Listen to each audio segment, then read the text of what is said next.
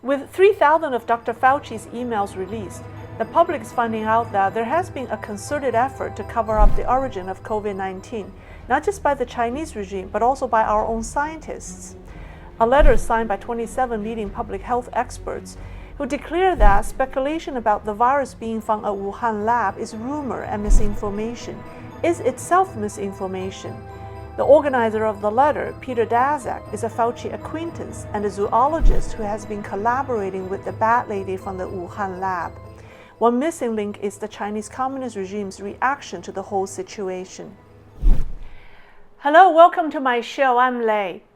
Peter Daszak has been publishing research papers with Shi Zhengli, the bat lady, as early as 2013.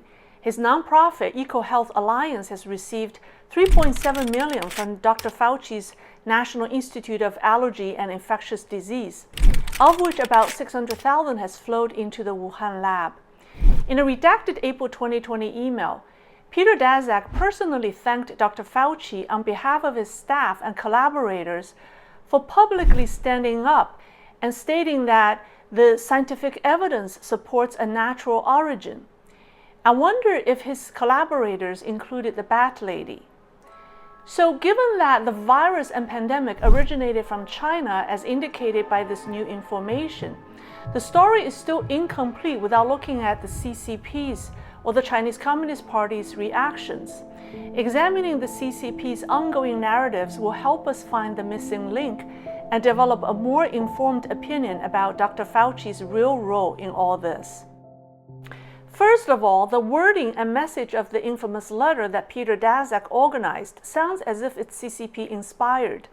It claims that the rapid, open, and transparent sharing of data on this outbreak is now being threatened by rumors and misinformation around its origins.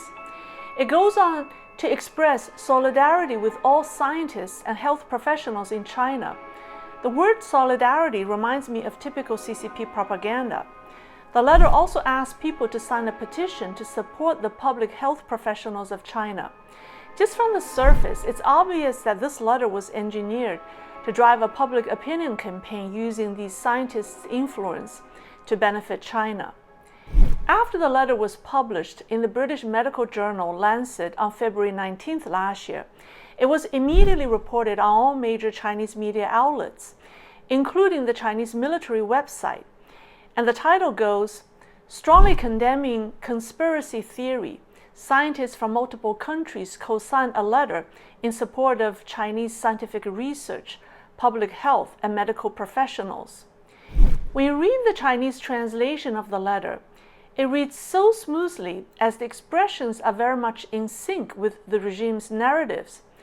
I wonder if the letter was a Chinese original and Daszak reverse engineered it into English. Now, Dr. Fauci has been a revered public health spokesperson during the pandemic. Our media loved him. The Chinese media also loved him, referring to him as an honest man. But since Fauci has recently changed his position on the origin of the virus, he has gone from being an honest man in the eyes of the Chinese regime to being an accomplice of the U.S. government. So what's going on? Let's take a closer look. Initially, the CCP was grateful for his effort in dispelling public concerns that the virus originated from a Chinese lab, and its media reports show it. The Chinese media particularly loved one article published on May 4th by National Geographic. The title is, "Fauci, No Scientific Evidence the Coronavirus Was Made in a Chinese Lab." In that article, Fauci seemed to accuse American politicians and some commentators of trying to shirk responsibilities. Many Chinese media outlets quoted his remarks, saying that his refuting the conspiracy theory earned him a lot of respect in China. A report on state-run Sina, dated May 25th, said, "His statement is tantamount to a slap in the face to his big shot boss Trump and Pompeo." So now we know from the very beginning, Chinese official media outlets showed their love for Dr. Fauci because he opposed Donald Trump. Just take a look at this report from state-controlled Xinjiang Wanbao from May 2020. The article said that on April 30th, 2020, U.S. President Donald Trump without credible evidence, made a high-pitched accusation that, based on highly credible intelligence, the virus came from the Wuhan Institute of Virology. And on May 3rd, Secretary of State Mike Pompeo made claims to media that there was much evidence that the coronavirus came from a laboratory in Wuhan. And then the article said this: in the face of this situation, Fauci's honesty becomes extremely timely, precious, and courageous. The state media outlet praised Fauci as being an honest man and used the word honesty 5 times in the article. It also used the phrase, "combat Trump for China," to applaud him. There's no doubt that the Chinese Communist regime saw Dr. Fauci as an anti-Trump warrior because it stated, what Fauci said publicly, no matter how you look at it, seemed to be against Trump. The article also gave several examples, and one was about the vaccine. It said that when Trump announced in March that the United States would have vaccines within a few months, Fauci said that we wouldn't see vaccines for at least another 12 to 18 months. The article called Fauci a smart man who knew how to play his game. Fauci profoundly understood that he shouldn't wreck his relationship with the president, as he must rely on the White House administrative power and can do things willfully according to his own wishes. And that's why Fauci would praise Trump from time to time. End quote. I don't know how Dr. Fauci feels about the Chinese flattery. However, the smart, honest, charismatic Fauci was no more when he changed his position on the possible origin of the virus. Suddenly, the Chinese media was horrified. CCP mouthpiece Global Times called Fauci one of the scientists who betrayed China.